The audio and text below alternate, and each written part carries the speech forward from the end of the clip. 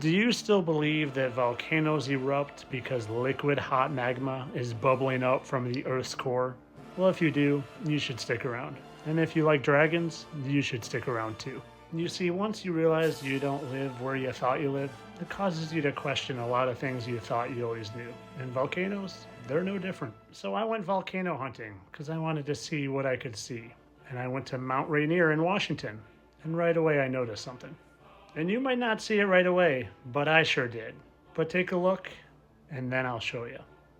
How about now? Is it coming clear now? So I thought, maybe this is just a coincidence. Maybe this actually is just pareidolia. So I went to another volcano, and I found another face that looked pretty similar, down to its eyes, and even nose, and mouth. And when you compare two different volcanoes side by side, faces are clearly there, but this isn't even the half of it. Because I kept hunting and I kept going to volcanoes and I kept finding remnants of dragons. Do you see this face here down to its eye, long beak, and its whole dragon body? Again, this isn't even the end of it. But this would have been its stomach, where it would have held a whole lot of its fire acid. Next, I went to Mount Vesuvius and found dragon remnants. This one literally looked like it died here.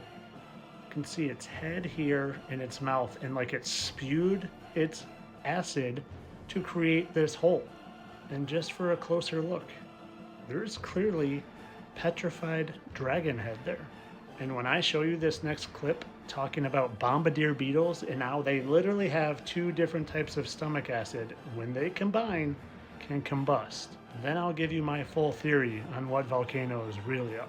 And if you can wrap your head around the fact that dragons actually existed, which in my opinion they fully did, then taking that step to think that they could maybe breathe fire, isn't that crazy when you watch this?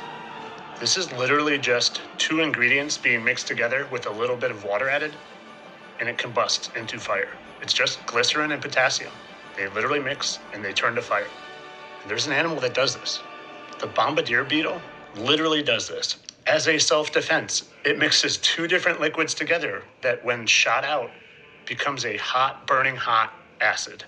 Now, is it really that far-fetched to believe that maybe a much more advanced killing machine could have two liquids that when come together just happen to combust to create fire, like the glycerin and potassium?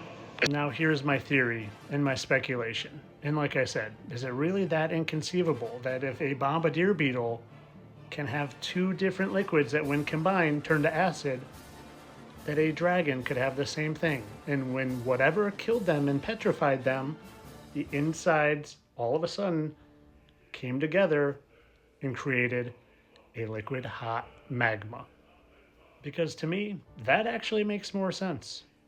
In volcanoes, they use these as scare tactics, just like they do a whole lot of other things like global warming and nuclear bombs and all sorts of things.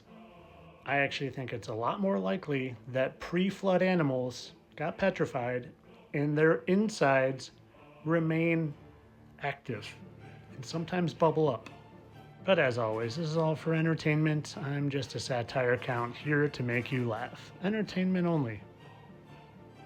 Oh, and if you guys like this information about volcanoes, go follow my really good friend Josh Stone at Josh Stone Truth on YouTube or Josh Stone 73 right here on TikTok. He has a whole lot on volcanoes and some people playing multiple roles. Go give him a follow on both platforms and have a good day.